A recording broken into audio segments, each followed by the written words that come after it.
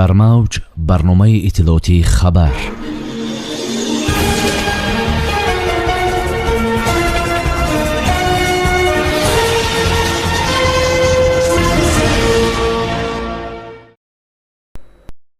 додгоҳ президентшавии дигар бораи Трампро иҷозат дод.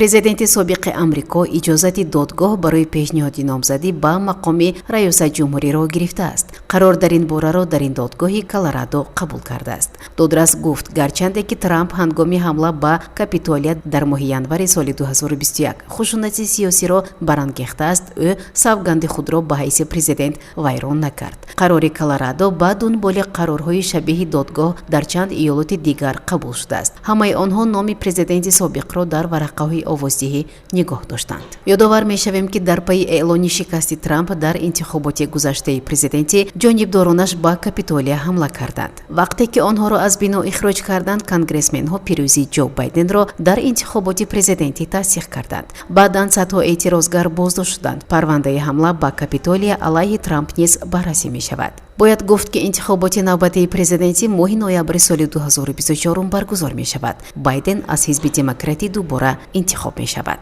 иттилоъ медиҳад Спутник Тоҷикистон.